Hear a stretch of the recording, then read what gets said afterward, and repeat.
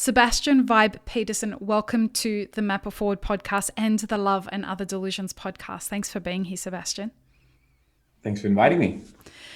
We're going to have a fun conversation today because I spent some time looking at I find it difficult to call machines because if we look behind you, there's a spout that's coming out of the top of a bench, and that's the machine that you guys sell, which is very swish and very sophisticated. But before we start talking about that, why don't you tell everybody what you do and who you work for and et cetera, et cetera. Yeah, I'm Sebastian. I work for this company called Scanomat. It is a coffee company that has been making coffee machines for the past 40 years. Wow. So it's my granddad started the company then my father entered quite soon after that when he was really young.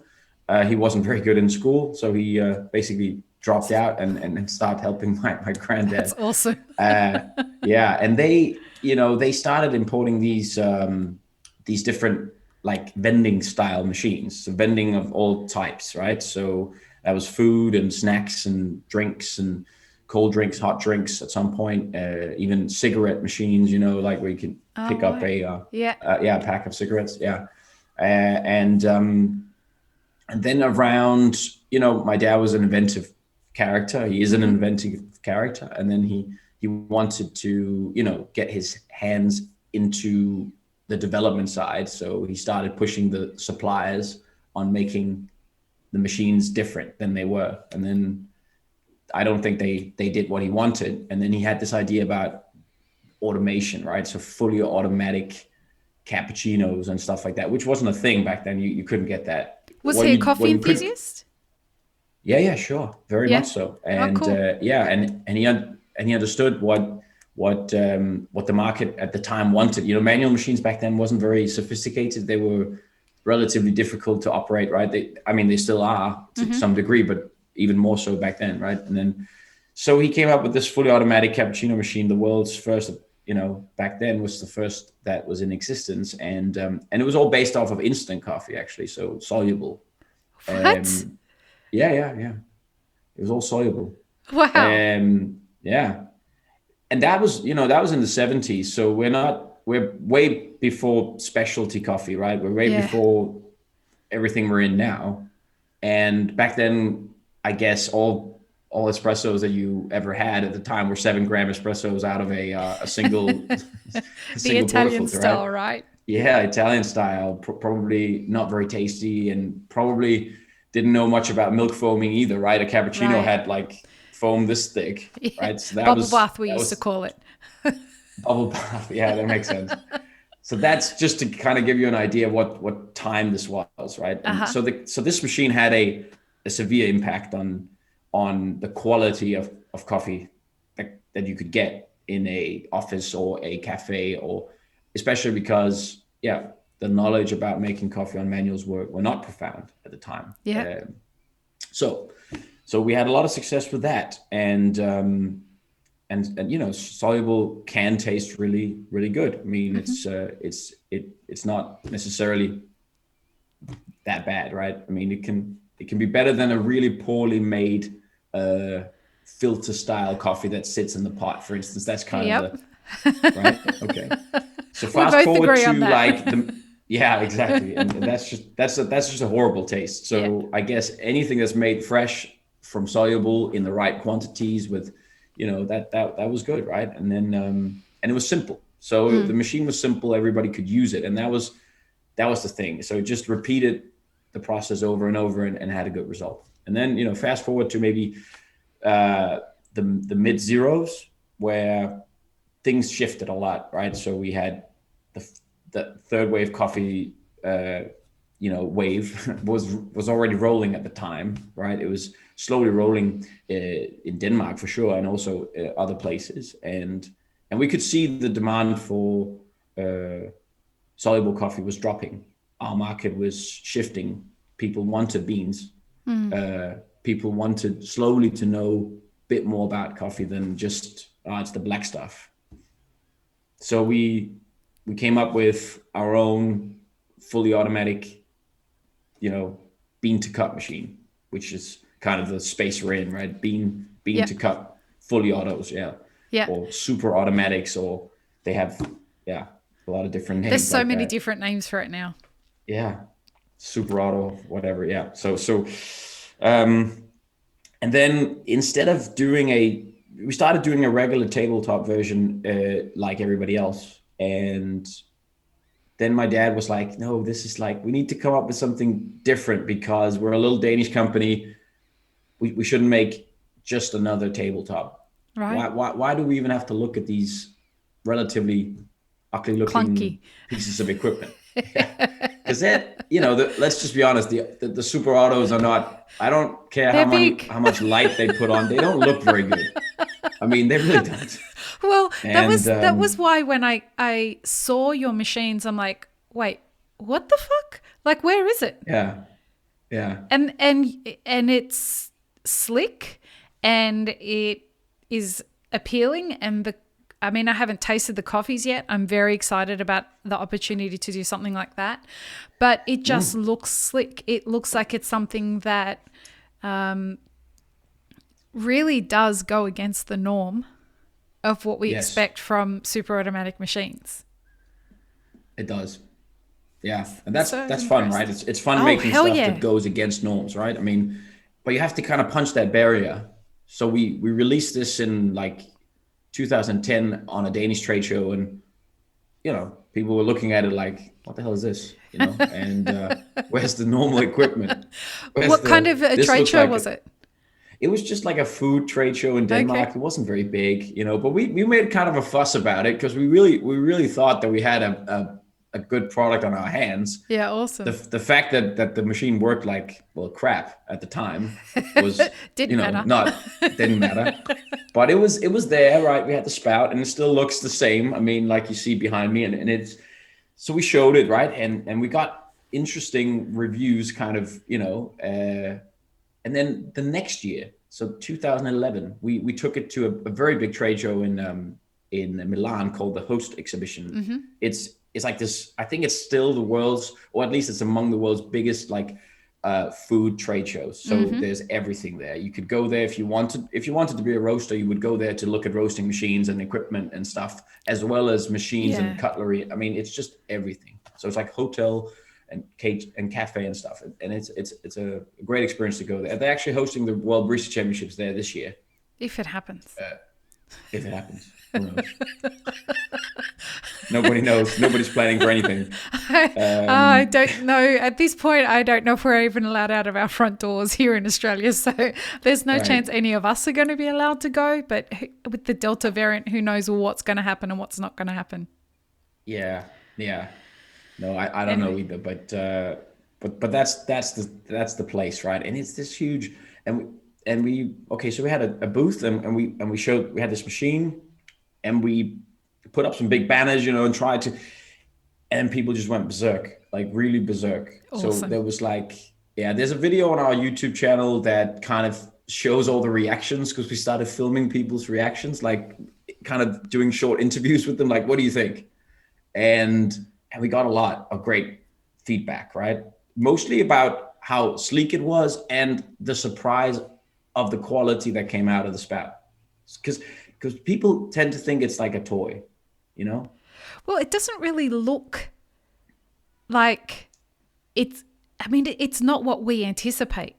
As coffee professionals, as people who have seen, hundreds and hundreds of different kinds of machines, and the benchmark is those super automatic machines that are the size of the upper torso of a human. You look at that and you think, that doesn't make sense. No. It really doesn't make sense that you could, there are images on your website of like a woman walking up to it in a workplace. And now if I walked into a corporate space and I saw that, I would think that's for the sparkling water. Sure. Yeah. No, we still get that to this day. But yeah, I could definitely understand why we would think that, because it does look like what your mind perceives as a water tap. Sure. It's a water tap. And we do make it in a version that just does water. So it's, It's I guess it's it's surprising. logical. Yeah. Yeah, Yeah. It's it's surprising. surprising. What was it like for you guys to actually watch people really enjoy the coffee? That was amazing. To this day, it's a great memory, right? I mean, it's always fun when you've been part of making something, Yeah. whatever that might be, and then getting good reactions from it, right? And they were, and at the time we didn't have a big reseller network because all of the resellers that we did used to have, so we've been exporting a lot throughout our years, but the ones that we used to have, they sold our soluble equipment, right? And when that was kind of on the downfall, or declining, we had to find a new customer base, both end customer and reseller. So we were there to look for resellers, and it was Right. great. I mean, so we were getting a lot of inquiries from Australia was definitely one of the ones I remember the most, because the Australians are very coffee savvy, right? And they were getting it right away. They just understood that this thing could be put everywhere because of its versatility in design. Then so the design was kind of, everybody loved that, right? So we had the iPad there, and at the time, 2011 was just a year after the iPad was released, right? This is a 2010 product.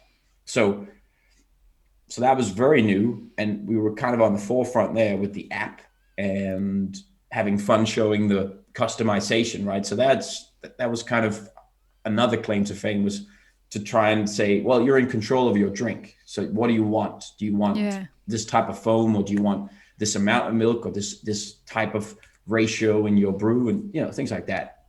Your dad You're in must have been control. so excited. He was excited. Yeah. No, he looked like a kid in a candy store. And he was the one running around filming everyone because he wanted Bless it on his video, heart. right? No, I have some videos I can show you from it. It's kind of a fun. It was a fun event. So the feedback was great, and we were getting most importantly, at least for me, outside of the obvious like impression that they got from the machine that they loved, they also liked the coffee. They were impressed by the coffee, and they were impressed by the milk, that we could dispense milk foam out of this thing. And how did we do that? And so there was a very nice ambience around the concept. So we knew that we had something kind of special on our hands, especially when all the competitors came and looked at our booth, and started like, what the hell is going on? Who are these Danes that are suddenly making equipment? Because you have, within our world, you have like the Italians, and you have the Swiss and the German firms. That's kind of right. That's been like the best at making the autos. Probably also the Italians are the best, or at least at the time they were the best at making the manuals as well, right? So the Danes were like not on the radar. And then you come out and you're like, look out, bitches, we're gonna do something completely different. That's it. Yeah. So it was, I think in the beginning, our competitors maybe felt like we were not to be taken that seriously because it was like a different product. You know what I mean? It's a bit like, it looks like a tap. Theirs is like this shiny bells and whistles, and it's a man's machine. The other one, this is slick. Exactly. So disruption is good, right? So we come in and we just had something different on our hands. But also when we started talking to people about what was underneath, and we showed them the kind of the inner workings of the equipment, they were also impressed, right? I mean, I think we even at the time had thought some good thoughts about how to brew the coffee in a serious way. Like that was important, right? So it wasn't kind of half-ass job, right? We wanted to. It's not just design. It wasn't just design. That was important. Yeah, it's the total experience, and to get that, you need the app, you need the faucet, you need kind of that kind of coherent integration into the space that you want to install the machine, but you also want something good coming out of it. So yeah. And the way we met was through Ante Bikic, who is your head roaster, right? That's right. Yeah. And Ante has been on this podcast a few times, and he coaches our mastermind group. And we have spoken about how much research goes into understanding exactly how much, like what people like to drink. Yeah. And that's always the fascinating thing in our industry is we're chasing these specialty, the kind of specialty level coffees, the high end specialty, thinking that's what the majority of the world likes to drink. But that's not what the world likes to drink, is it? Oh, I mean, You that's guys are difficult to roasting say, some isn't it? serious volumes of coffee. Yeah, we are. We are. I mean, we're a special operation here. We are the only one in the world that kind of does this Yeah. total 360-degree integration, let's say, of all the parts. Because yeah, Ante is our head roaster. He's a very talented Very guy. You talented. know that. Yeah, Very he's talented. Danish national roasting champion for 2021. That's it. Yeah, yeah. Very grand achievement of him, and shows his dedication to coffee. And he's still relatively young in coffee, you could say. I mean, he's not but Yeah. very, very talented. And then, so yeah, we have a roastery, and that's the special thing about our operation, because we design these machines, and we also make them here in Denmark. So we have the factory in Denmark, and put them together here by hand. And then we have the roastery, and we import all the beans ourselves directly from farms, and we roast the coffee to match the machines, right? So there's a coherence there in trying to match the coffee and the brew together, and that's kind of our mission. Yeah. What do you find that was? I mean, clearly you guys are going to roast because you offer an end-to-end solution. So clearly Yes. you're going to roast and provide coffees for what people want. And your clientele is typically, it's not cafes, your clientele are hotels and corporate environments, right? That's right. That's mostly our clients, yes. So it's typically the general public, not coffee people. Yes. How do you figure out what they want to drink? Good question. It's difficult. I find it to be, there's always the preconception what you want, right? And I try and steer them a bit, I must say, in kind of my direction. What's your direction? If I can. Well, it's just lighter roast coffees. We have the same direction. Yeah, exactly. And I just try and use our coffee brand to steer them into a more interesting part of coffee than just the black stuff, right? And Right. And when I say the black stuff, I mean what they might be used to is a bit of an over roasted, not very interesting, relatively cheap coffee, right? It's just their morning cup of joe. And luckily, Denmark is a country of a lot of coffee enthusiasts. We have also barista champions here, world barista champions here in Denmark, and that has spawned like an interest into better coffee, which is great, right? It's good for our business that others are doing great, and there's a lot of great roasteries here, so that in turn helps that promotion of more versatility in the offering. So yeah, how do I steer people into? We try and start with something that we know everybody likes, so blends, right? So we start with we have like this signature blend that I know is gonna 95% of who I serve it to is gonna like it, Why do you think and they'll like it? because it's just a very versatile blend, and if we know it well, right? So we make the coffee, Right. but we also brew it. So I know how to brew it in the machine. Yeah. And that's kind of the key, isn't it? Because it's the combination of knowing what you're putting into the machine and then getting what you want to flow out of it. So in that way, we steer them a little bit, and you can see that on our sales too. It's the signature blend is the number one seller, even though it's definitely not the darkest that we do. So that's good, right? That's an accomplishment. Yeah. That's good. Yeah, I like that. And even the places where we're like, let's say Sweden, and there's places in Sweden where they like dark roast much more than we do in Denmark. And even there, we're starting to see that when they taste this particular blend, they're like, okay, well, We'll have that again, thanks. We'll have that again, thanks. Yeah, exactly.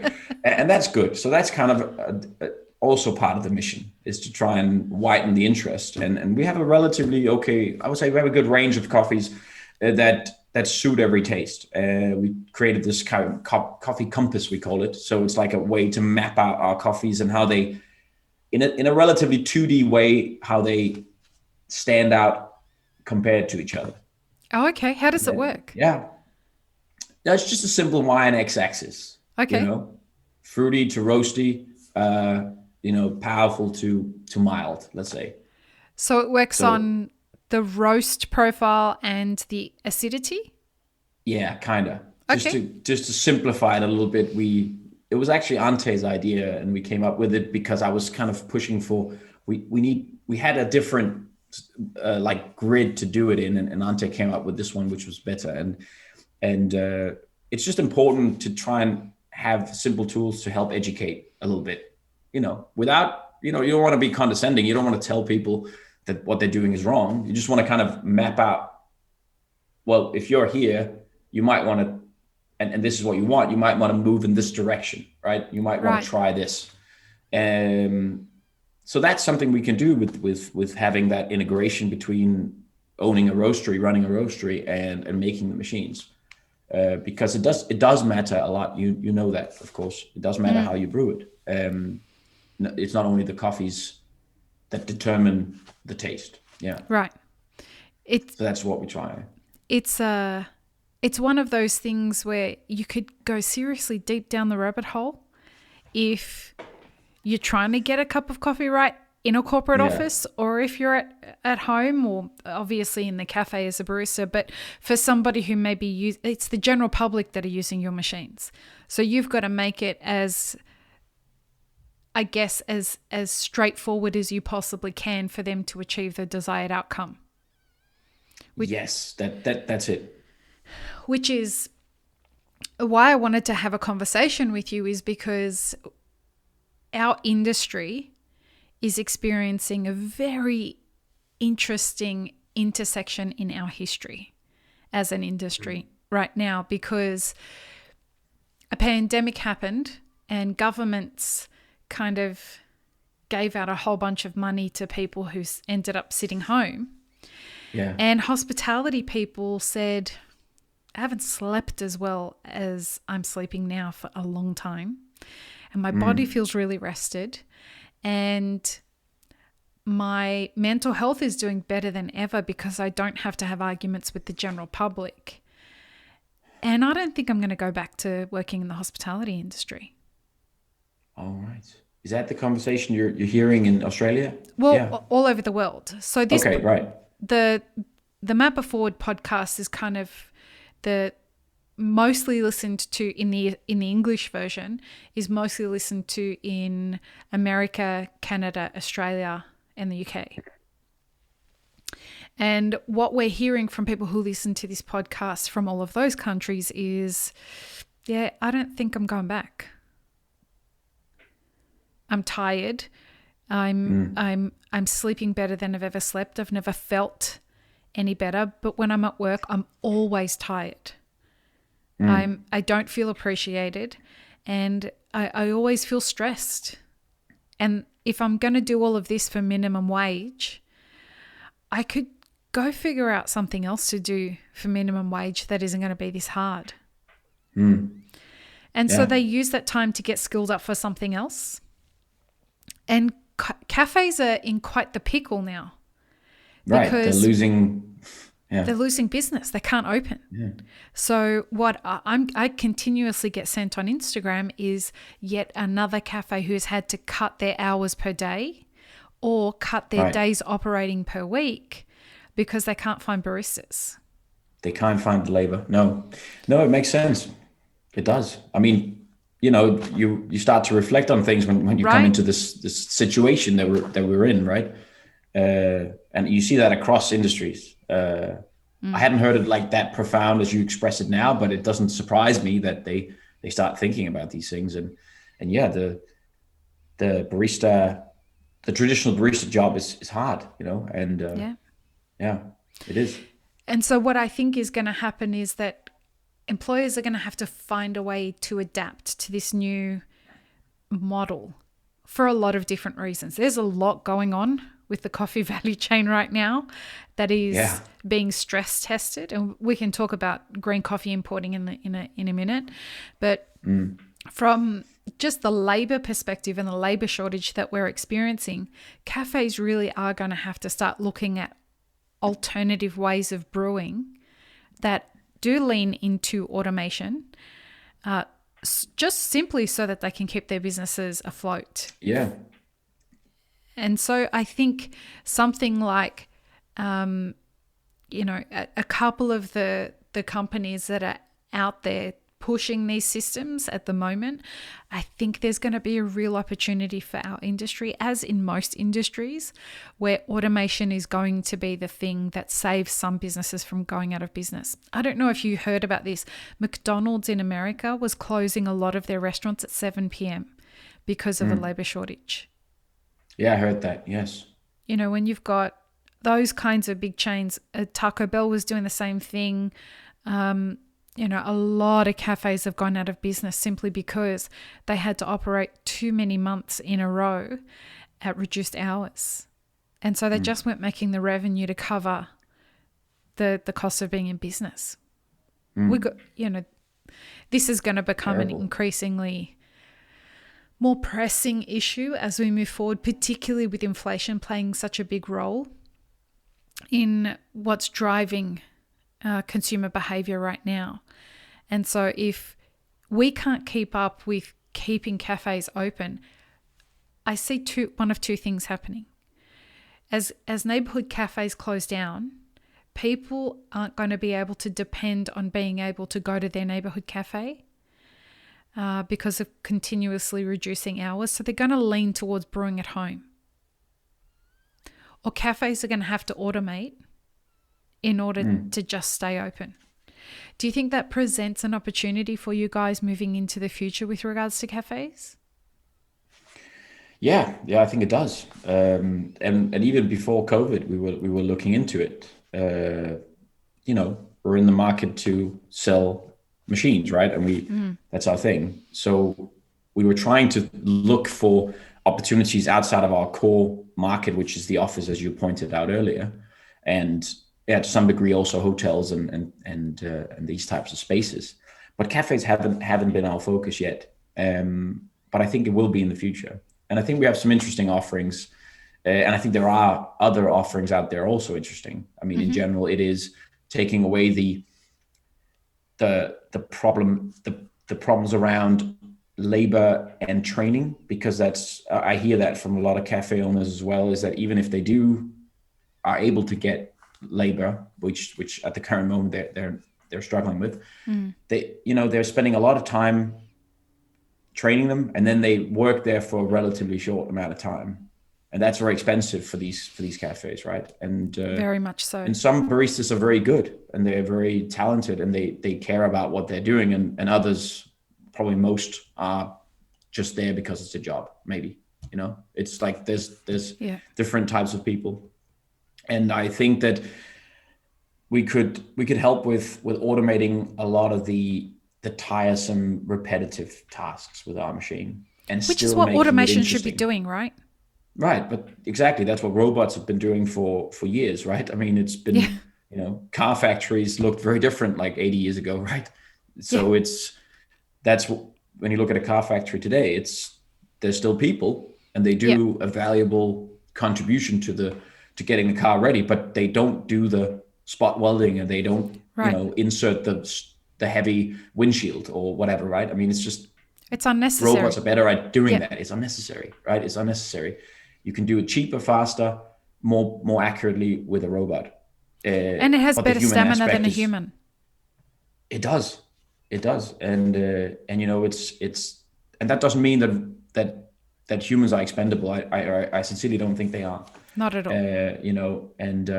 We could better use their efforts and their capacity for empathy and hospitality, which is so important. They should be dealing with customer service and let the machines do what it needs to be doing. For a few years on this podcast, we've been trying to talk about automation as much as possible, just because it is something that is going to help cafes accelerate their growth. But in order to do that, we need cafe owners and roastery owners to look outside of the coffee industry for inspiration about what's going on. Unfortunately, we look in our own industry of how we should innovate. And it's the people who look outside of the industry, like particularly to the car industry. A lot of the people who I know that innovate in our industry look to the car industry. Right. And so... Which is clever. Absolutely. They're the ones who are spending the most in R&D, you know. So I think this is one of those things that if people can stop hesitating, thinking that somehow they're going to kill off baristas, which you won't. You will repurpose them. Well, the baristas that are left, you will invite them into the cafe to work on doing other things like helping your customers understand what they're drinking, helping them get in and out much quicker. Basically just hospitality rather than needing to... Yeah, I agree. I would much rather have a personalized experience in a cafe or a bakery or wherever I'm buying my coffee or my bread or whatever I'm going to buy than having somebody standing behind a piece of equipment that I can't see them and I don't talk to them and they're a robot to me anyway, right? You know what I mean? It's they're not engaging, as you say. They don't tell me about the coffee or where it's from or how they brewed it or whatever. I mean, whatever the story is, they didn't have that time. Yeah. You know, and that is exactly, when you touched on that before, I was like smiling because it was exactly the approach that we have with our equipment. Because of its footprint, you can build it into any table, right? And then you can get eye contact with people, right? Because it's not interfering with your field of view, and at the same time, you can have a very, very high quality brew. And then our approach is that if you want to have that handmade feel, you can still manually pour the milk. Yeah. And you know that, and which is great. I mean, which is that, you know, and again, you're getting served the product and you're tasting it with your eyes as well. So it needs to look great and needs to be served with love, you know, and it needs to be served with passion. And I still think we can do that by taking out some of those repetitive tasks. And I think we can actually do it better if you look over a stretch period, because it will do the same every time. It will just repeat and repeat very precisely. How would a machine like yours, well, actually, I'll ask it a different way. Would a cafe model for your machines be able to handle different kinds of milks? Yes, it already does. Okay. Yeah. In one unit? So we're doing... In one unit, yeah. Oh, wow. Actually, the unit we were going to display a concept unit at a trade show, which didn't happen because of COVID, unfortunately. So we're doing it in March of next year instead. Mm-hmm. But this unit is exactly thought of as a unit for the cafe. So it's doing what I kind of described before, and it does have the 2 milk option. So it could be an oat milk, which I find to be very in the plant-based section, I find to be very good at foaming, and then it could be a normal cow's milk. And you can just switch between that. Oh, awesome. At your discretion. You could also have 3 or 4 if you needed to, if you have more, you know. Yep. More. So it's like modular. More fridge space. It's modular, yes. Okay. Yes. Oh, that's awesome. Build. Yeah, it's great, and that's what you want. You want that flexibility, but you also want to be able to do it like the same every time, and you want to be able to do it fluently. So you don't want to stop the process. So it's at a flick of a button, it switches to a different milk carton or canister. Yeah. And can you adjust the grind and things like that on it, or does the machine adapt? Oh, that's awesome. So that if somebody wanted to, dial in a new coffee, because to my mind, what the role of the barista should be is to dial it all in, and I agree. Yeah. keep dialing it in through the day.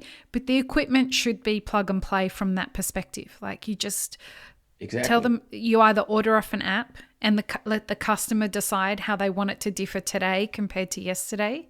You know, if they want a little bit hotter than today, than they had it yesterday, or if they want it, I don't know, stronger than it was yesterday. They should be able to control all of that from an app. The equipment does it for them, but the barista can dial that stuff in as necessary. Yeah, that's exactly where I see the barista's role here is the dialing in process. So they have time to do that, right? They need to get information from the machine on how the brew is, like metrics, and then they need to be able to take action on that. You could also have the machine take some action, like continuously during the day. We will have our machines is able to adjust the grinder, right? So there's a little digitally controlled motor that turns the bevel on the grinder. And we can do that by looking at extraction times or flow pressure. Yeah. What triggers the adjustment? It's a combination of factors. So there's an algorithm that we're continuously improving that tries to look at a bunch of different factors. But obviously runtime is one of them.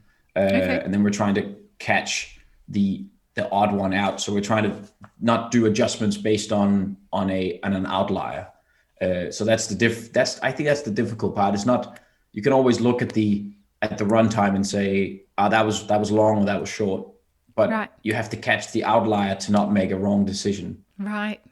So there's different factors that you could talk about. The puck size, for instance, right? So we're measuring the puck size. So the thickness of the puck we can measure in a precision of around 0.5 millimeter. Wow. Yeah. So we know that's impressive how thick the puck is. Yeah. And by knowing that, we can quite certainly say how much coffee went into the chamber. And using that information, we can then try and make some decisions that leads to a grinder adjustment. You also want to tell the machine like how old the coffee is. So we're working on that. We're working on integration with the bag itself. So the coffee bag needs to tell the machine how when this coffee was roasted.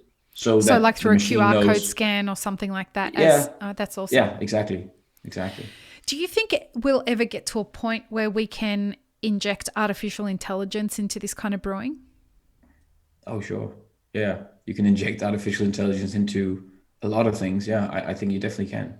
The question is, how far do you go? I don't know yet, but how far can you go? Yeah, you can only react on things. The machine can only react on the things that it knows. So you need to tell it a lot of things, right? Yeah. And it's the precision of those information that determines the outcome. If you have precise information you're feeding the machine, potentially both inside the machine, but also feedback from the barista itself, right? So and that's again where the human element is coming in, because the machine can't tell you if it tasted good.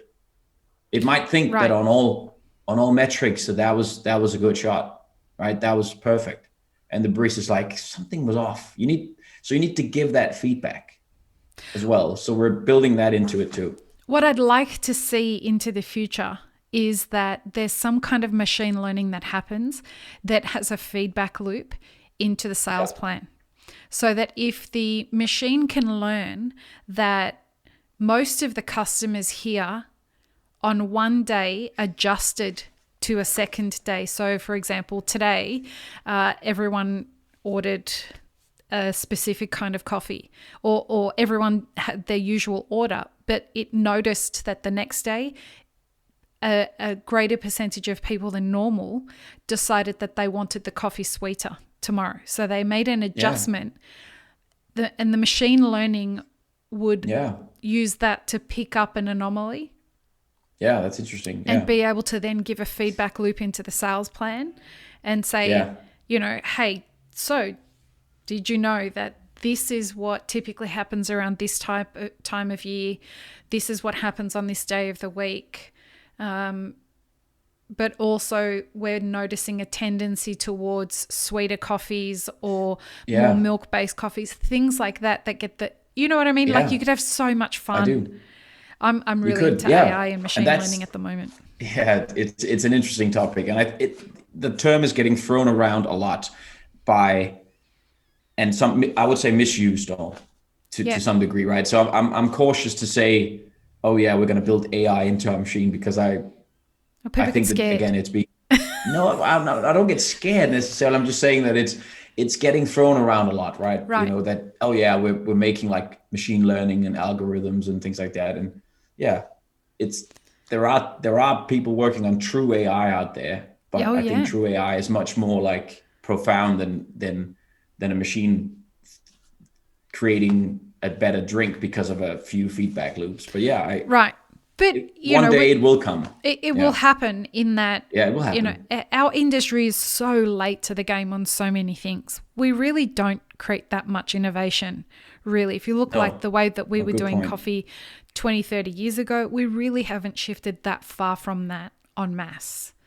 And so No. for us to inject a little bit of machine learning, a little bit of AI into, just improving the quality based on, the machine learns based on consumer behavior, Yeah. that would be quite revolutionary in our industry. That would, and you would, with a good, with our iPad or with any touchscreen interface, you would want to ask, as you point out, on a regular basis, you want to ask your consumers or the users of a piece of equipment, how am I doing, right?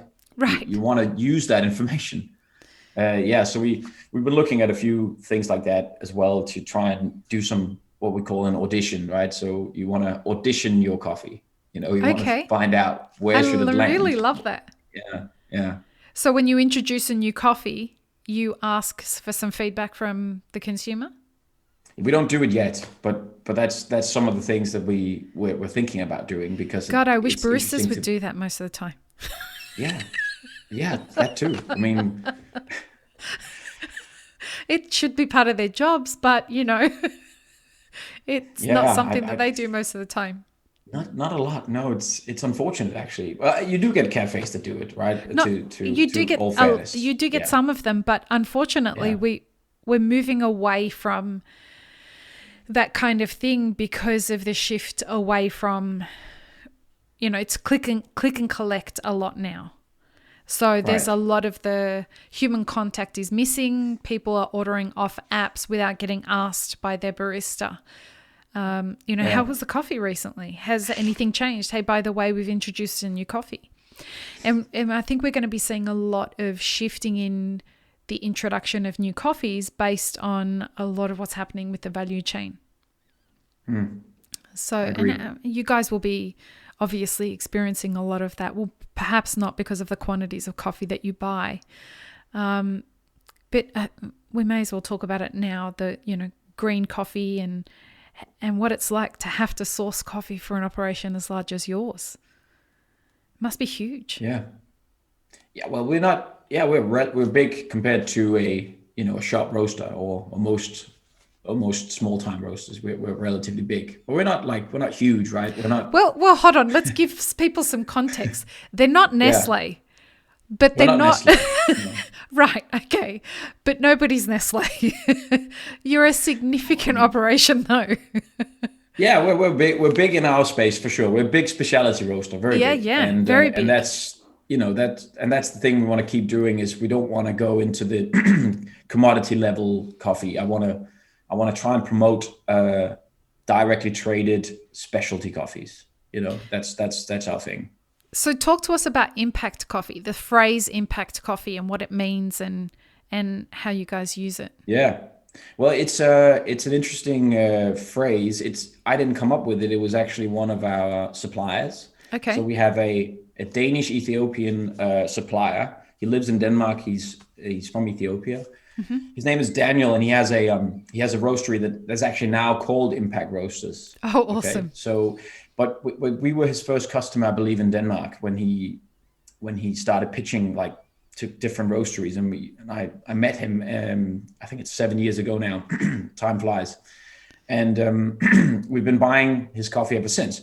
So he was very much in line with my thought about doing some social impact of some sort, and want to trade directly, and we want to make some projects at the farm. So he came up with this term like, yeah, we want to make an impact in the origin, And so I said, well, let's just call it impact trade, because that's what we're doing, right? We're impacting trade positively, hopefully. And then we started forming a partnership that's based on a very high price of coffee, and especially when you're looking compared to commodity prices. And then every year we earmark money to make some sort of project decided, between him and the farmers. They figure out what they might need, right? Yeah. What kinds of So that's projects the are thing. they? Like schools or like Schools, water, infrastructure, uniforms, sports, leisure, sports, and help them with equipment, and like yeah, soccer a lot programs of and things like that? yeah soccer programs, exactly. That's And awesome. he did a lot of different. He collected like 200 soccer boots, that was from Denmark, and he sent them down so they had Yeah, so they could that's play awesome. soccer. And he did, so things like that, but also building a library, building a school, building this. They were some of the local kids were walking very far each day to pick up water, which is still to this day is a problem in many places in Africa. So trying to create some infrastructure that they could actually have a water station, right? So they could get water in their village. So things like that, right? And it requires relatively, especially with our Western eyes, relatively few resources to do, where you just have to do it, and you have to help them do it. I think that was at least his vision, and we're still doing it to this day. So more projects is happening every year. And for people who are listening that are listening on the Love and Other Delusions podcast, the big reason that we want to talk about these things on the Love and Other Delusions podcast is to put a real divide between what happens when you can ask your roasters what kind of relationships they have with the producers, so that you can understand that they do have social impact issues. There are climate issues that go along with relationship buying. As opposed to when you buy commodity coffee, which is high volume traded coffee that nobody really cares very much what's going on beyond the fiscal relationship. And we encourage all of you to go and ask these questions to the people you're buying coffee from, and ask them questions. This is becoming a really important way that consumer behavior is changing, particularly through the pandemic. And so when I saw that you guys were doing impact trade, it's the first time I'd heard that term used for it. It's really fantastic, which is why I wanted to ask you about it. Buying coffee is one thing and paying producers for coffee, but being a deliberate participant in improving the quality of life so that the whole ecosystem around them benefits from doing trade with your company, I think that's the way of moving forward into the future. It's something that a lot of companies have done in our industry, but not enough. And I think if consumers demand it from their roasters, the flow-on effect could be fantastic. But they have to know to ask for it, right? They have to know to ask for it. Yeah. And I think it's a conversation that goes beyond coffee, of course. It's about knowing where your produce comes from. It's like asking those questions. Like, you should care about what you eat, even what you put on your skin, right? You should care how that came to be. Yep. And there is a hope, and that's great. There is an interest from consumers profoundly that we want to know a bit more. We want organic farming, for instance. We want to know where this coffee or this chocolate bar came from. We want to know, well, if we eat a chicken, we almost want to know the name of that chicken. It's You know what I mean? So Well, very much. And make sure there's no endocrine disruptors that are participating in that. You know, you want to make sure yeah. that if you're using topical creams or you're eating chickens or whatever it is, there's nothing that's disrupting with your endocrine system so you can live a happier life. Like that's a big part of it. I think so, yeah. And it's just realizing like also how things are made, because there are a lot of horrible industries like Oh, yeah. I don't yeah like palm oil, for instance. We're Yep. not going to talk about that, but it's just one of those things that people take for granted, right? It's been used for so many things, and the ramifications of using it is just, most times at least, very, very big, you know. And Yeah. people should know that, okay, this contains non-certified palm oil, I probably shouldn't be buying this product, right? And the same with the coffee. You should buy coffee from places that do care about where it comes from, and then probably start paying a bit more for it, because Right. it's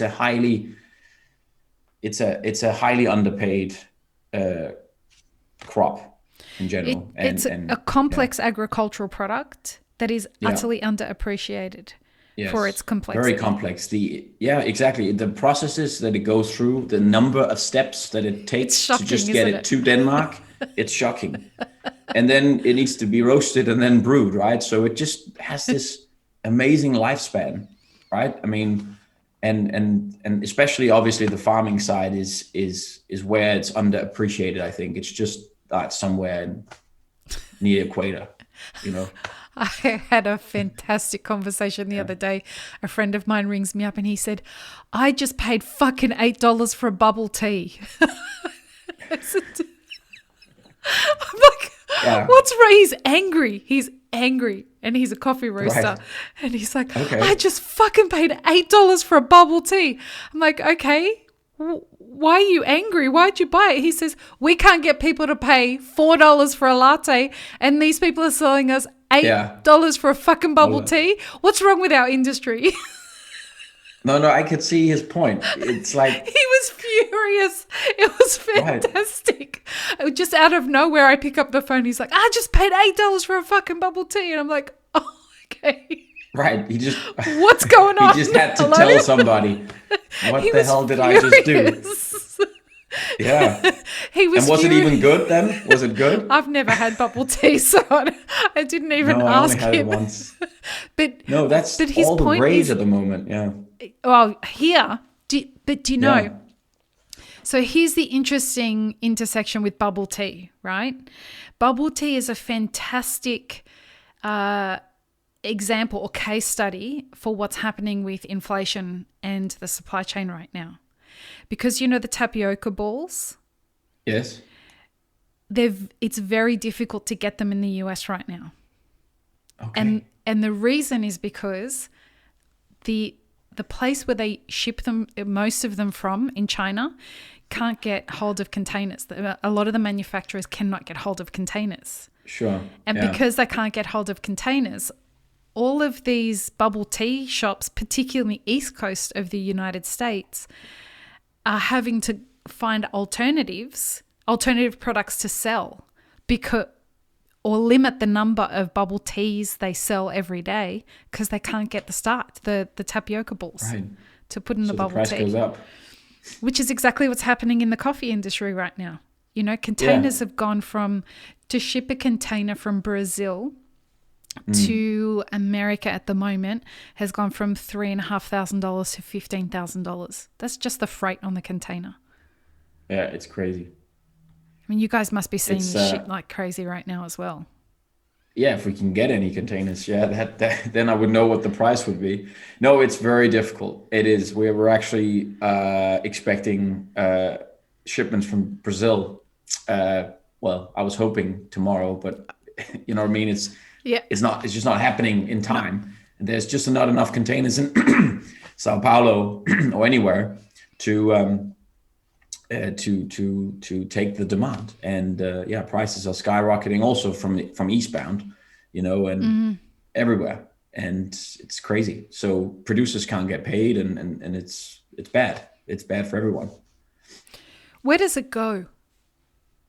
12 months From over here, over the next 12 yeah. months.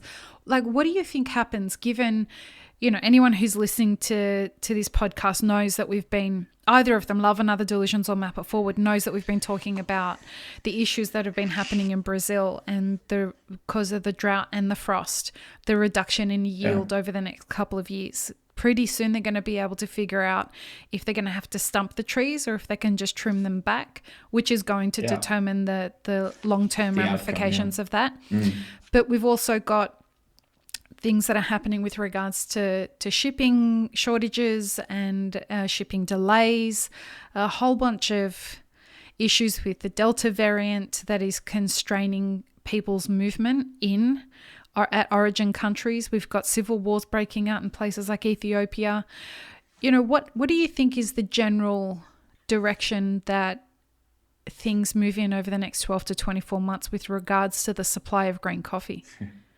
Yeah, it's difficult to predict. Very difficult. The place where we buy coffee from in Brazil is not affected at this moment, but obviously it's indirectly affected because they are affected by their peers that are not performing well, which are all their livelihood was just kind of taken away from them in the blink of the freeze, and the prices will have to go up from that. Brazil is the determining factor when it comes to Arabica coffee, and whatever happens in Brazil does determine the price in all origins pretty much. So I don't know. 12 months, I think we'll see a stabilization in the trade, because we just have to. I mean, the shipping companies just will have to figure it out because they are also in turmoil, right? I'm speaking to our shipping agents, which are scrambling to find containers, to find ships, to find ports where they can load off their stuff and get new stuff on. And I'm sure that in 12 months that's back to pretty much normal. It seems like it, from what I'm hearing. Yeah, it seems like it, because they will have to. They're trying to come up with solutions, because it can't go on like this. But it's going to take time for sure. Have you heard what's been happening off the coast of Long Beach, in California? The fact that there's maybe half of the world's containers sitting on the sea. Right. Is that it? Yeah. There's between 2 and 4 weeks wait. Yes. The ships are sitting off there just to get into port, and then when they get into port, they're giving them the allocated time to unload, but they're not allowed to reload with empty containers. I did not hear that part. Yeah, so that they can't. So you can come in, you can unload. It would be great if you can take empty containers back with you, but because they can't, they're not giving them time to reload with empty containers. That's what's causing the crushing shortage. So containers are sitting in the countries where they're usually offloaded. They're not sitting at the manufacturing end, and with the origins of the supply chain, and that's what's causing the disproportionate number of containers in countries like Australia. We've got containers here, but we need them in Brazil. We need them in Guatemala. Right. We need them in Ethiopia. We need them in China. Yes. But they can't get them back there because... I didn't realize that part, actually. That's interesting. I mean, I thought the vast majority of the containers were sitting on ships because they can't unload. I didn't realize that they weren't picking them up because they don't have the time. It just sounds like, a bit of a short-term solution, right? That you wouldn't... It's a bottleneck, right? It's a big bottleneck, yeah. Yeah, I don't know what they're going to do. We have some very, very big shipping companies in the world, so I'm sure they're going to figure it out. Because they have an interest in making money as well. They can't move goods without containers. So whether they're building new containers or, I'm sure that they're trying to get that going as well. I mean, you want to be in the container building business right now. I think that would be good. If you could build containers quick and cheap, yeah, that would be good. That's the Maybe we business should look Sebastian into that. shares in right now. Maybe we should automate that. Yeah. Well, you give your dad a project. Yeah. Wow. Yeah. He sounds like a project-driven kind of person, so that He's a might be. project-driven kind of guy. Yeah. He likes new projects. Give him a Usually, problem, tell him to solve it, and he'll enjoy that. yeah. He enjoys solving it. Yeah. So when it comes to buying green coffee, how do you approach buying new coffees? Like, how do you know what's going to be the right coffees? So let me ask that in a different way. As we're facing the industry as it is right now, we've got the shortage that's happening in Brazil that's going to tilt the types of coffees that you're going to be able to buy. It's going to bias towards some and not others. It's going to force your roasting team to have to make some decisions about flavor. How do you guys approach that kind of buying strategy? Yeah, it's interesting. I guess the number one thing is to try and retain the integrity of our blends, right? Because again, that's what we sell the most. And let's say we were to not get any Brazil coffee for a year. Well, that would be difficult, right? Because that forms the base of, I don't know. We haven't tried it yet, right? Ante says a really great thing in our mastermind groups. He says there's not a roastery in the world that doesn't have Brazil. Yeah. So I started asking around, and I still haven't found a single roastery that doesn't buy Brazils. Yeah. No, and they do command around a 40% stake of the market, right? Don't they? So that would be logical that most roasteries they buy Brazil. You can get good Brazils at good prices also. So I guess that's the other thing, right? Because they do make a lot of it and have perfected processes. It's through their very large mostly operations, right? Because farms in Brazil are big compared to Nicaragua, for instance. And automated. A lot of them are automated as well. Yeah, they're well automated. I mean, even our farm, we don't own it, but the farm that we work buy with, from, is a family-owned farm, and he's third generation. Yeah. Wow. So, and you can just see how well driven they are. How well organized they are, and he's one of the few farms that are also handpicking all his coffees. So normally in Brazil, you would probably have mostly automatic picking machines, right? These chains that drive past the trees. But he handpicks everything, which is nice. It means a lot of labor that he needs. Quality. A lot of quality that he will then have as a result. So that's nice. And but obviously when the crop is not big, you can't sell anything. And he's fortunately for him, he's not in that situation. But he will have to probably drive his prices up at least for the next year.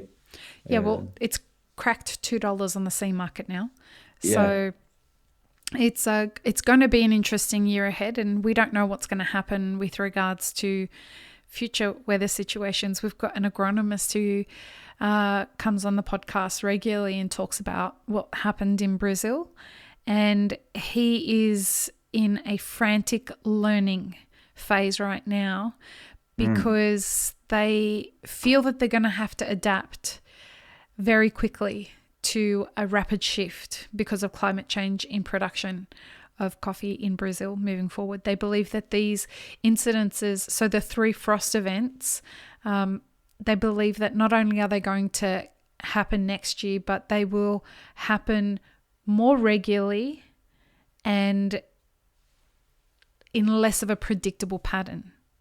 So he's trying to come up with solutions to that, obviously, as an agronomist. How can we soften the blow when it happens? And how can we be prepared for it? Yeah. We had a conversation with Felipe Croce that comes out on the podcast this week, and he's an organic coffee roasting farmer in Brazil. And they worked day and night, their 4th generation, coffee farmers. They worked day and night to protect the crop from the 3 frosts that came. And they had been told of the second and the third frost were going to be particularly severe. And they buried a lot of their plants, their younger plants. Have you heard of them doing really? how they do that? Yeah. So what they do is they pour soil. They completely bury the plants in soil so that it protects them from the frost.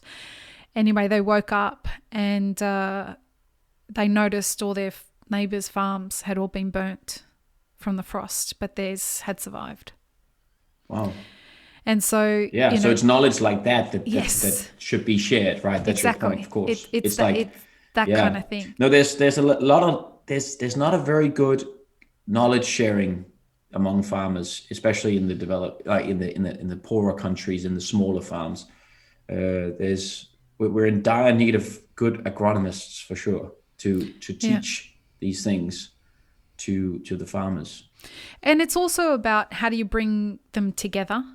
We're at Map It Forward, we're trying to come up with a couple of systems that could, and I don't mean, digital systems. I mean like events. Yes. Because we're neutral. We don't have an agenda. We're just here to beat trafficking in information.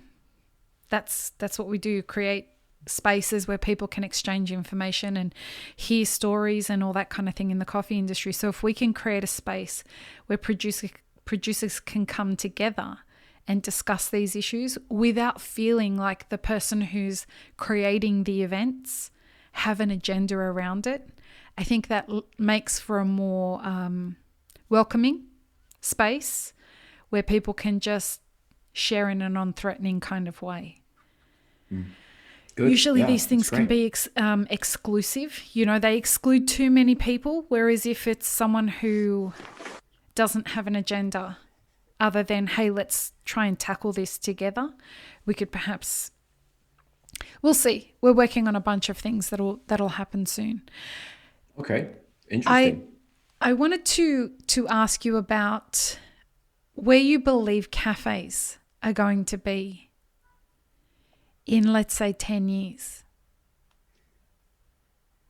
Yeah, that's the big question, isn't it?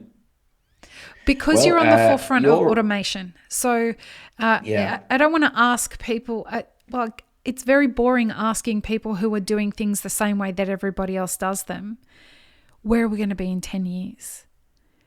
But when you think from the perspective of being innovative, being able to think of what 10 years looks like from now is a very different answer than when you ask the normal thinkers. Yeah. Well, I already see automation in a lot of cafes, and there's things like puck presses, those equipments that that tamp the coffee, right? There's different milk foaming devices that automatically dispense milk. So we're kind of already going there in some way. We're dabbling. I wouldn't say that we're there.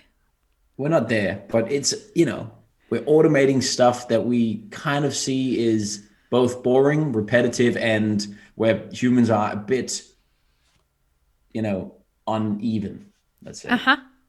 So, and then there's this whole aspect about the training, because I was attending during COVID, an online conference on this topic, because I'm very interested in where the cafe is going. And that was exactly the topic. That was, where is the cafe going in terms of automation, labor, like what's going to happen? And also I think the conclusion of these industry experts that were attending was, we're definitely going towards more automation. How do we do that without sacrificing the barista's job, the barista's integrity, and still making good quality and making it interesting? Because they said that the number one threat for making a successful cafe was labor and training of that labor. And I found that interesting, of course, because these were like cafe owners, big and small, and they were different industry experts. And it was actually an Australian conference. Which one was it? It was done by this. It's like a year ago. Adam is his name. Okay. is it Adam from 7 Miles Roasters? I Maybe think maybe. 7 Miles do things every now Yeah. and then. Yeah, I think he was at 7 Miles at the time, and maybe still is. Okay, but anyway, but that was, so that was the topic, and I found that that was definitely the conclusion, is that one of the most pressing matters is trying to be consistent, and creating that consistency is difficult when you have people that are working there for a short amount of time. They may or they may not be interested in like perfecting their job, and when they quit after that relatively short amount of time, it's expensive for the owner of the cafe to retrain and get back up to standard, because you're taking resources away from the manager, let's say, or somebody more knowledgeable. So I think the cafe might be moving in that direction, where you have that, you want the more social aspect. You want to have a bit more face time with your client, and I think people want that too, right? And you want to automate the things that make sense to automate without sacrificing on the quality and the kind of the feeling that the barista has when he serves the coffee. He needs to have a good feeling about it. It The shouldn't be hospitality. all automatic. Yeah, the hospitality aspect. So I think that's kind of where it's moving. And then, of course, we were talking about algorithms and things like that can help shape the automation part of it. But with the barista or the manager or whoever in charge, very much part of that process. You need to involve them. It cannot be 100% robot, in my opinion. It has to be man and machine. I don't think it's a versus, It's a cohesion between the two, almost like voice activated ordering. From you tell the barista, or you order through the app, but you want someone to hand you your coffee. You want a human to hand you your coffee. You want to see them pour that latte out, I think. You still want that, because it just tastes better when it looks good. And it just tastes better because you know that somebody did that little extra, you know? And you might have ordered it via an app, which is a bit colder than doing it face to face. But it's smart, because if you put elements into it where it's your coffee, and that's what we started doing when we did the app. It's like the feeling that it's your coffee and you've saved your favorite. That whole idea about having your favorite with you is not foreign, right? You have your favorite for everything. You have so that's personalization is important. And if you can have your favorite at the same time as being able to talk to the guy behind the counter and have a little conversation on how do you want it today, or do you want to change a little bit on what you had, as you pointed out yesterday, it's almost like you can now get into an Uber and you can indicate whether you want to talk to the driver or not. I almost feel like the future of cafes is also going to be that way. Like, I want a seamless, contactless kind of, I don't want to talk to a human when I go and get my coffee. I'm in a rush. Your app will give the barista that information as well. Yeah, that's a good point. It's one of those things whereby, I have a friend who would tell me she would go to her office. She gets to the top of her office. She orders her coffee off the app there. By the time she gets down to the cafe, the coffee is sitting on the top of the coffee machine. And so she doesn't have to wait in any queues. She just walks in. She's already paid for it on her app. Everything happens through her app. She says, I don't have to speak to a single person in a cafe anymore. That's how it happens every day. I buy coffees for all my team that way, and I pick them up, take them back up, and it's seamless. She said, if only I could get a drone to deliver it, it'd be perfect. She would want that. Okay, right. So she wants it as automated as humanly possible. Right. And so but in that case, she wouldn't know if it was made by a machine or not, right? No, I mean, she wouldn't care. But there needs to be that sliding kind of scale, right? For people who don't want to interact, people who, I think these lockdowns have turned a lot of us into introverts. Yes. Don't want to talk or touch anything. Talk to anybody or touch anybody. Yeah. I could tell you, if there's any epigenetic element to the way that lockdowns are treating people, there's a lot of introvert genes that have been switched on throughout all of this through the stress. Yeah, I think It's You know, true. I think there's going to be a future where people are going to decide, well, I don't want to talk to anyone today, so I want my coffee, but I just want to get my coffee and go. And I think that there are going to be other times where people feel like a chat and they're happy to have that chat, or, you know, they want to buy some beans. And so you can, Sure. the fact of being able to let the customer service person or the barista know what you need from them before you show up to the store. So do you want to come into the store and talk to the barista about roasted beans? If the barista has that information before you show up, that'd be incredibly valuable. Having been a barista for 15 years myself, having that information available to me before my customer arrives, that's really invaluable information. That's a direction I think that's maximum 5 years away, not 10 years away. No, probably not. I mean, technology is there. I think it's also It's the the need. customer's need and perception of how is that going to feel like. Yeah.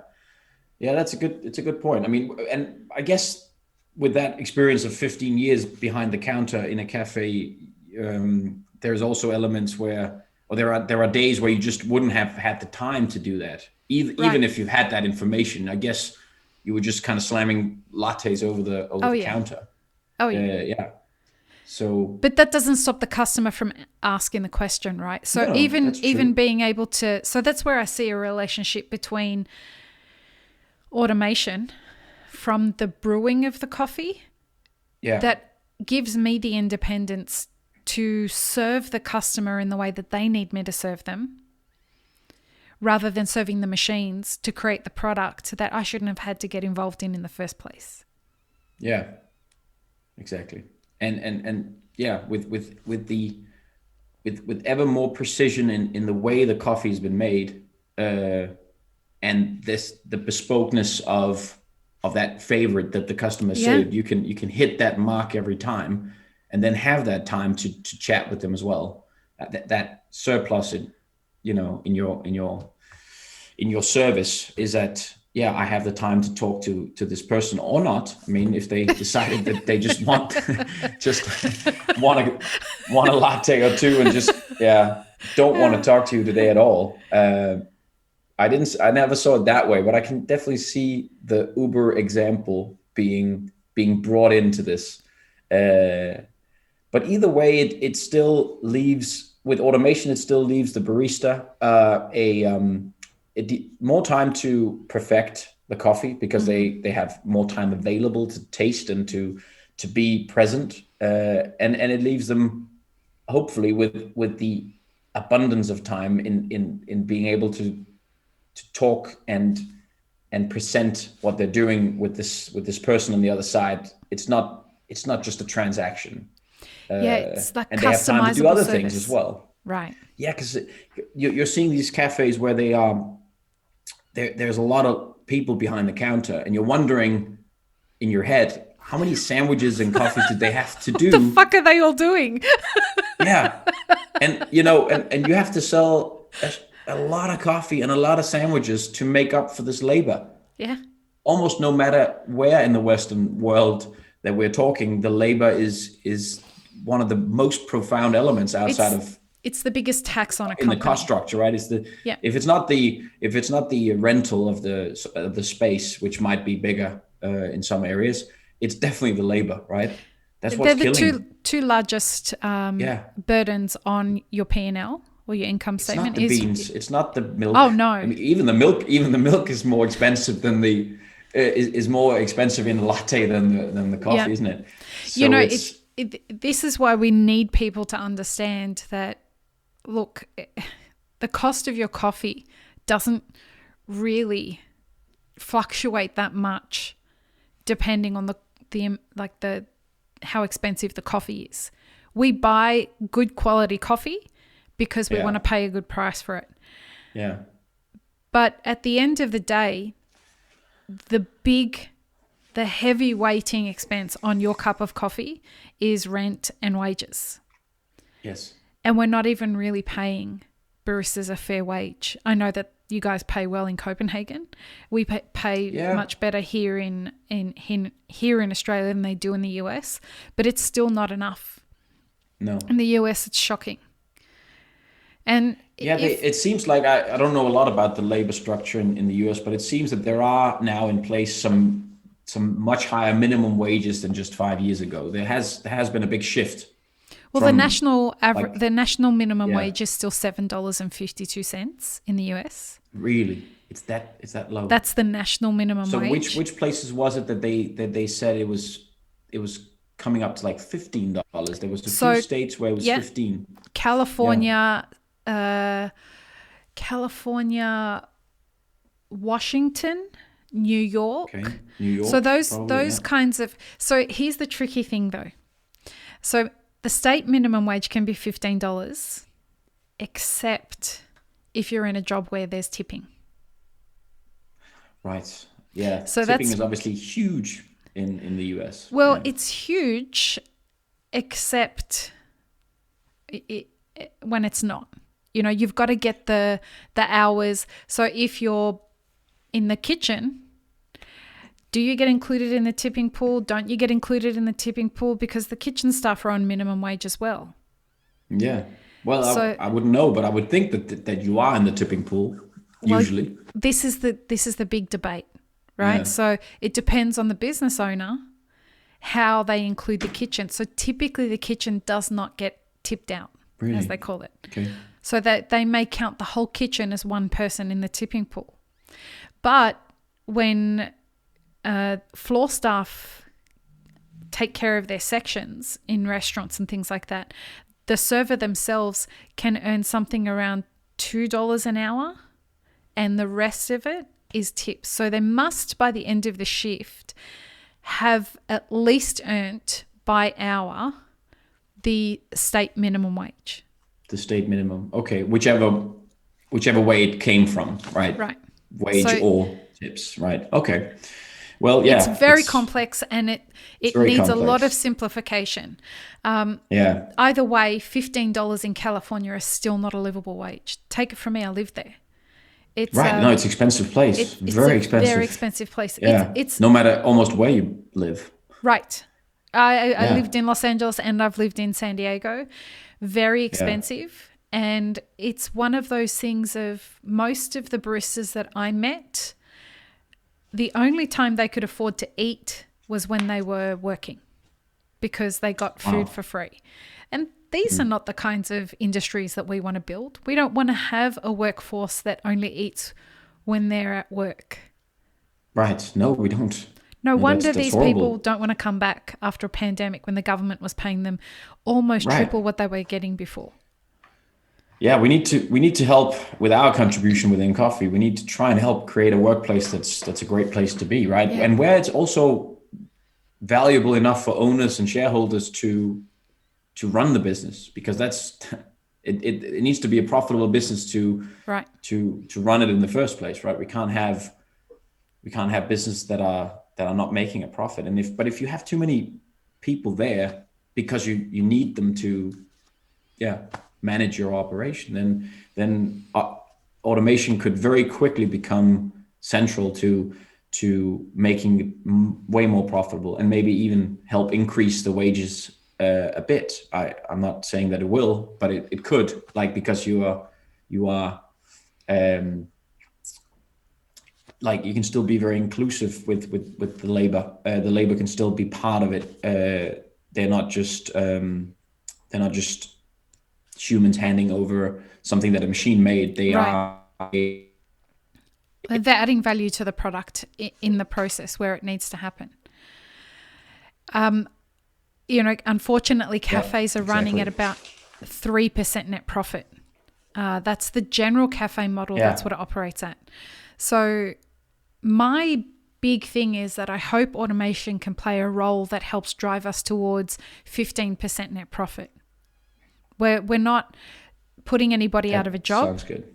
We've got machines that are there doing what they should be doing, and employees, working on sales, working on customer service, working on all that kind of work that they should be doing, and hopefully we can create a better consumer and business model that then ends up facilitating the rest of the supply chain.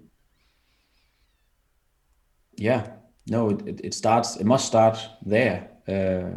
I think our mission is to try and have a conversation that evolves around the fact that machines can make a very, very high quality cup of coffee, but there's a big perception there that needs to be changed in the consumer, because I see that people are interested in the manual equipment, obviously, because a lot of the machines, they look great. They have this roaring sound.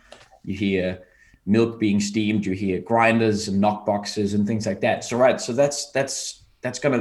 we're gonna take that all out of the cafe with our equipment, and with comparable equipment, let's say with other more automated machines that are in existence today. We're taking that away, right? So all of that is gone. But what we can then maybe get back is other elements, and we need to test that out and see how customers react. Because I was using an example the other day. I'm not going to mention the company, but there are companies that doesn't have coffee, or they don't have coffee as their primary, thing. They're not a coffee cafe, if you want to call it that.